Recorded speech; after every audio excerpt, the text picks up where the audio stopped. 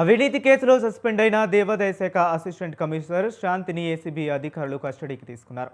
వైద్య పరీక్షల కోసం విజయవాడ జీజీహెచ్కు తరలించారు. అనంతరం ఆమెను ఏసీబీ అధికారులు ప్రశ్నించనున్నారు. ఆదాయానికి మించి ఆస్తులు ఉన్న కేసులో అరెస్ట్ అయిన శాంతిని ఇటీవల కస్టడీకి తీసుకుని ఏసీబీ అధికారులు ప్రశ్నించారు. సరైన సమాధానాలు చెప్పకపోవడంతో కోర్టు అనుమతితో విజయవాడ జిల్లా జైలు నుంచి మరోసారి కస్టడీలోకి తీసుకున్నారు.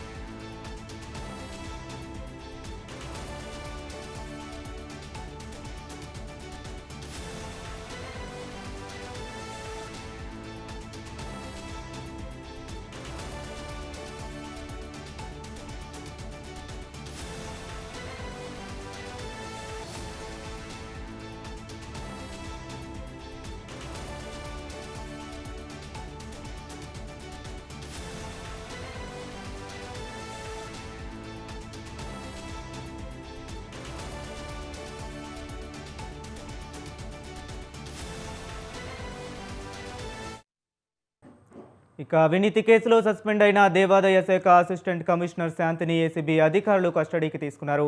వైద్య పరీక్షల కోసం విజయవాడ జీజీహెచ్కు తరలించారు. అనంతరం ఆమెను ఏసీబీ అధికారులు ప్రశ్నించనున్నారు. ఆదాయానికి మించి ఆస్తులు ఉన్న కేసులో అరెస్టైన శాంతిని ఇటీవల కస్టడీకి తీసుకుని ఏసీబీ అధికారులు ప్రశ్నించారు.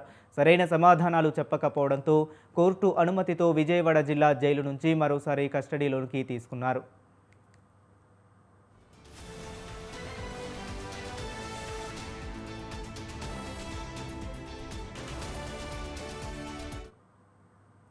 ఇక ఇదే అంశం గురించి మరింత సమాచారాన్ని మా విజయవాడ కరెస్పాండెంట్ శ్రీనివాస్ ఫోన్ లైన్లో అందిస్తారు. శ్రీనివాస్, చెప్పండి.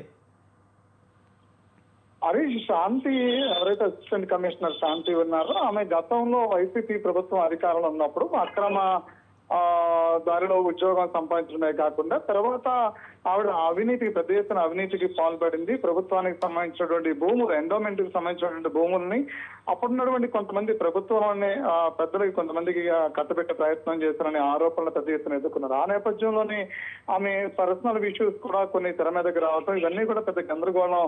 ఒక అసిస్టెంట్ కమిషనర్ గా ఉన్నటువంటి ఒక ఉన్నతమైనటువంటి ఉద్యోగి ఉన్నటువంటి ఆమె ఇన్ని ఆరోపణలు ఎదుర్కొన్న నేపథ్యంలో అప్పుడు ప్రభుత్వం వీడి మీద పూర్తి స్థాయిలో దర్యాప్తు చేయాలంటూ కూడా ఆదేశాలు జారీ చేయడం, ఏసీబీకి ఆదేశాలు జారీ చేయడం.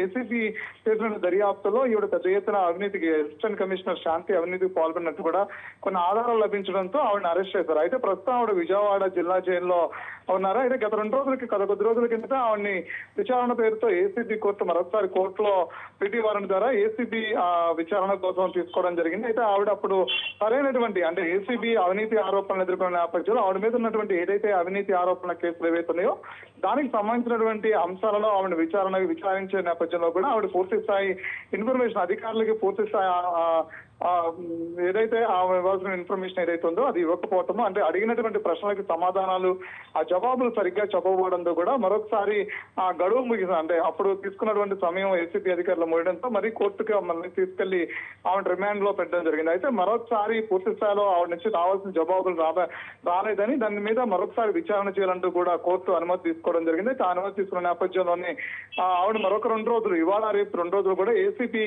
ఆఫీస్ లో ఆవిడ విచారించేటువంటి పరిస్థితి కనిపిస్తుంది. అంతేకాకుండా ఆవిడ దగ్గర నుంచి విశాఖకు సంబంధించినటువంటి ఎండోమెంట్ భూములు ఏవైతున్నాయో భూముల్లో అక్రమార్జనకు గురయ్యనే దాని మీద పెద్ద ఎత్తున వివాదం రేగిన పరిస్థితి చూస్తూ ఉన్నాం. అయితే ఆ నేపథ్యంలోనే ఆవిడ వెనకాల దీని వెనకాల ఎవరైతే పాత్రదారులు, సూత్రధారులు ఎవరైతే ఉన్నారనే ఆ వేలో కూడా ఏసీబీ విచారణ చేస్తున్నట్టు తెలిసింది. దానికి సంబంధించినటువంటి పూర్తి ఇన్ఫర్మేషన్ ఇవ్వాల్సిన నేపథ్యంలో కూడా విచారణ చేయనున్నట్టు తెలుస్తుంది. అయితే ఇప్పుడు ఆవిడని విజయవాడ గవర్నమెంట్ హాస్పిటల్ కి తరలిస్తున్నారు వైద్య పరీక్షల నిమిత్తం. అక్కడ నుంచి ఏసీబీ హెడ్ క్వార్టర్ తీసుకెళ్లి అక్కడికి 2 రోజులు కూడా ఆవిడ విచారిస్తారు. విచారణలో ఆవిడ వెల్లడించే అంశాల మీద ఫర్దర్ గా దర్యాప్తు కొనసాగేటువంటి అవకాశం కనిపిస్తుంది. హరీష్.